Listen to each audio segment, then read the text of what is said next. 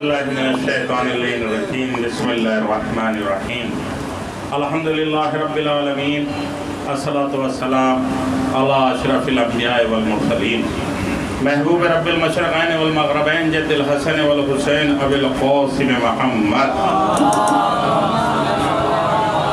وعلیہ الطیبین الطاہرین المعصومین المظلومین اما بعد فقد قال اللہ تبارک و تعالی فی کتابہ الکریم وقوله الحق بسم اللہ الرحمن الرحیم یا ایھا الذین آمنوا کونوا مع الصادقین صلوات پڑھے محمد وعلی محمد پر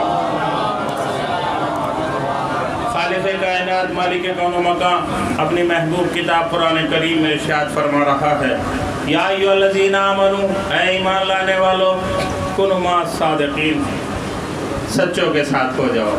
دیکھیں میں زیادہ تفصیل میں نہیں جاؤں گا، تقریباً 4-5 منٹ میں اپنی بات ختم کر دوں گا۔ کونوا مع الصادقین سچوں کے ساتھ ہو جاؤ، کیا مطلب؟ یہی آیت کریمہ کی تفسیر اگر آپ دیکھیں یہی عید مباہلہ ہے جس میں جھوٹے اور سچوں کا اعلان ہوا۔ سچے کون ہیں مجھے تفصیل میں جانے کی ضرورت نہیں ہے۔ فتح مکہ کے بعد پیغمبر اکرم نے تمام قبیلوں کو خطوط لکھے اور لکھنے کے بعد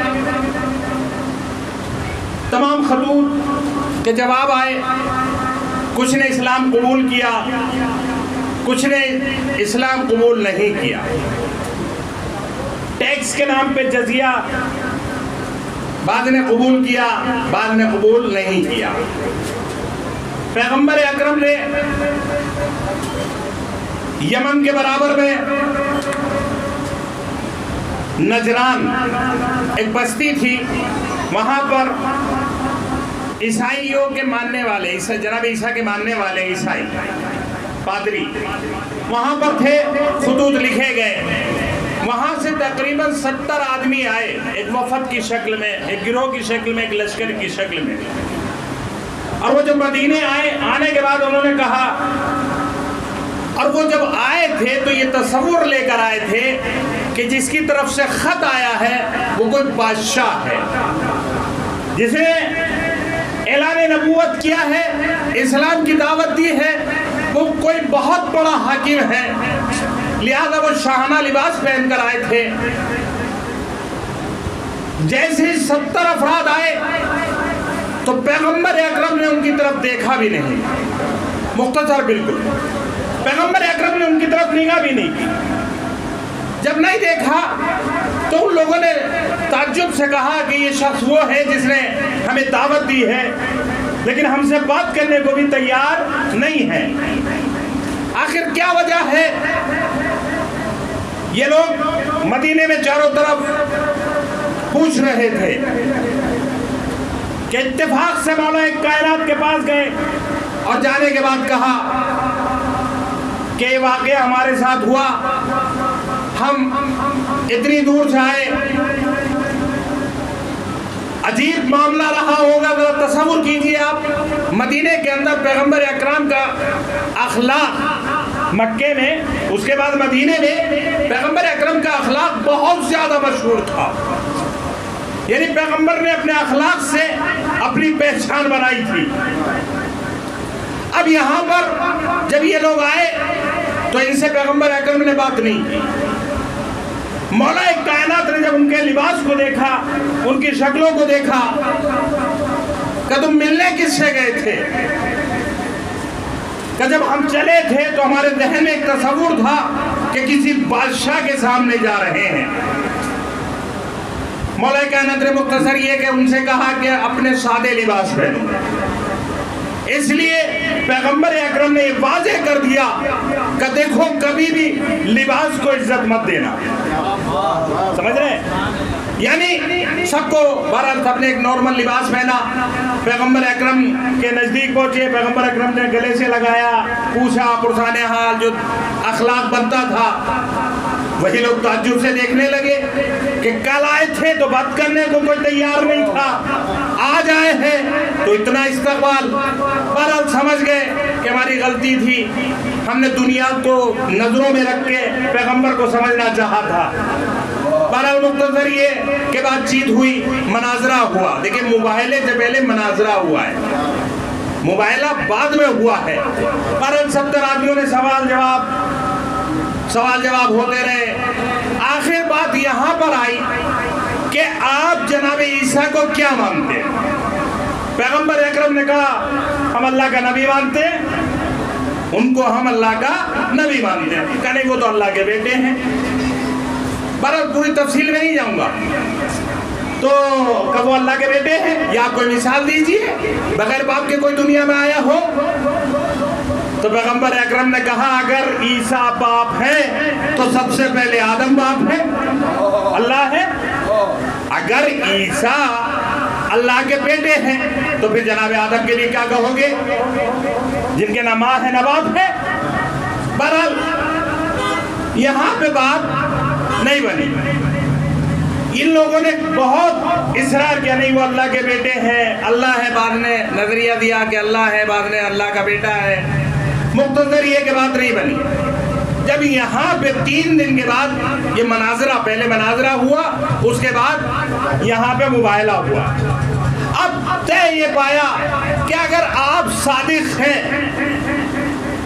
آپ سچے ہیں تو آپ اپنوں کو بلا لیجئے، ہم اپنوں کو بلا لیتے ہیں. لیکن پادری، یہ پادری تھے، پوپ تھے، یعنی یہ پڑھے لکھے افراد تھے. انہوں نے پہلے ہی ایک بات کہی آپس میں میٹنگ کر کے کہ دیکھو جب مقابل میں ان کے گھر والے آئے تو ان سے بھی مباہلہ نہیں ہوگا. یہ بات طے ہو چکی تھی، پہلی ہو چکی تھی. اگر کوئی اور آئے تو مباہلہ ہوگا. بہرحال اعلان کر دیا گیا کہ بھئی آپ اپنوں کو لے آؤ، ہم اپنوں کو لے آئے. جب یہ نہیں مانے، اب دیکھیں یہیں پہ ایک بات بہت اہم بات ہے جسے میں پیش کرنا چاہتا ہوں، بتانا چاہتا ہوں. کافر میں اور منافق میں یہی فرق ہے. کافر میں اور اہل کتاب میں یہیں پہ فرق ہے. کافر سب کچھ دلیلیں ہونے کے بعد بھی بات کو نہیں مانتا ہے. غور کیجئے گا، تمام دلیلیں اس کے سامنے لے آئے گی آپ کافر کے سامنے، لیکن وہ تسلیم نہیں کرے گا. اہل کتاب اگر اسے دلیل مل جاتی ہے تو تسلیم کر لیتا ہے. یہ سب سے بڑا فرق ہے کافر میں اور دیگر اہل کتاب میں اور منافق وغیرہ میں. وہ تسلیم کر لیتا ہے جب کوئی کھلی دلیل مل جاتی ہے. یہی ہوا. بہرحال آئے، پوری تفصیل نہیں، آ گئے. آنے کے بعد اس سے پہلے یعنی 23 تاریخ کو آئے تطہیر نازل ہوئی ہے. سمجھ رہے ہیں آپ؟ یہ بہت بڑی عید ہے. عید مباہلہ کوئی معمولی نہیں ہے، بہت بڑی عید ہے عید مباہلہ. اس کے ضمن میں ہے، بعد میں آتی ہے غدیر. اب آپ کہیں گے عجیب بات ہے مولانا، ابھی غدیر عید اکبر ہے. عزیزان گرامی مباہلہ میں اعلان ہو چکا تھا صادقین کا، در حقیقت اعلان ہو چکا تھا. مباہلہ غدیر جو ہے، غدیر میں تو آخری اعلان ہے. اس سے پہلے ہر مقام پہ ولایت کا اعلان ہوا. ہر مقام پہ تقریباً 100 جگہ ایسی ہیں جہاں پر پیغمبر اکرم نے اعلان ولایت کیا ہے، جس میں ایک مباہلہ بھی ہے، ایک مباہلہ بھی ہے، دعوت ذوالعشیرہ ہے، ہجرت ہے، بہت مقام ہے. یہ آخری حج کے موقع پہ جو اعلان ہوا ہے اسے اعلان غدیر کہتے ہیں، اس لیے وہ اہم ہے. ورنہ پیغمبر نے ہر مقام پہ اعلان کیا ہے. بہرحال اب جب یہ آئے وہی ہوا جو انہوں نے طے کیا تھا. گھر والے تھے، فوراً کہتے صاحب ہم ان سے مباہلہ نہیں کریں گے، اس لیے کہ شرط یہ تھی کہ جو جھوٹے ہیں ان پہ لعنت ہوگی. یعنی کیا مطلب؟ نصران جانتے تھے کہ مقابل میں ہمارے سچے ہیں، اب یہاں ہم جھوٹ پر ہیں. یقیناً اللہ کا عذاب آتا تو فوراً وہ لوگ کہتے ہیں کہ ہم ان کو دیکھ رہے ہیں، اگر یہ پہاڑوں کو اشارہ کر دیں تو پہاڑ چلنے لگے. یہ ہے اہل کتاب. اسی لیے بہت سے لوگ کہتے ہیں صاحب اہل کتاب کا کھانا مراجے کے یہاں بعض کے یہاں چاہیے، بعض مراجے کے، سب کے یہاں نہیں۔ بہرحال اس کے وجہ ہیں انہوں نے تسلیم کر لیا، انہوں نے مان لیا۔ عزیزان گرامی، بس بات تمام کر دوں، 5 افراد آئے اور یقین مانیے چھٹا فرد نہیں کوئی تھا کہ جو یہاں پر آتا۔ آئے تطہیر میں بھی 5 ہی افراد تھے، اور یہی آئے تطہیر میں بھی اعلان ہوا تو کس کا اعلان کیا گیا؟ ایک ہی خاتون تھی جس سے خطاب کیا گیا تھا، ہم فاطمہ ابوہا و بالوہا و بنوہا۔ چادر میں کون ہے؟ صلوات پڑھیے محمد آلہ۔ کون ہے چادر میں؟ فاطمہ ہیں، فاطمہ کے باپ ہیں، فاطمہ کے بیٹے ہیں، فاطمہ کے شوہر ہیں۔ بس مباہلے میں بھی عزیزان گرامی یہی کہا جائے گا، اور میں تو اکثر کہتا ہوں مباہلے کی تنہا فاطمہ ہے۔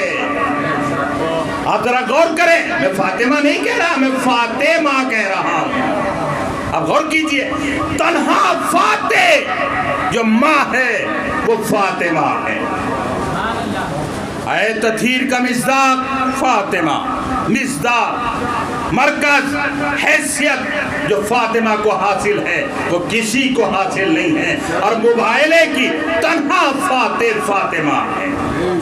عزیزان گرامی، بہرحال یہ وہ مباہلہ تھا، یہ وہ میدان تھا، یہ وہ مارکہ تھا جس کو بی بی زہرا نے سر کیا ہے، جس کو بی بی زہرا نے سر کیا اور فتح کا اعلان کیا۔ بہرحال بہت بڑی عید ہے، اس عید پر مسرت پر ہم اپنے وقت کے امام سے یہی دعا کرتے ہیں، اے وقت کے امام، آپ دیکھ رہے ہیں زمانہ پرآشوب ہے، جہاں جہاں بھی اہل بیت کے چاہنے والے ہیں ان کی جان و مال، عزت و آبرو کی حفاظت فرمائیں۔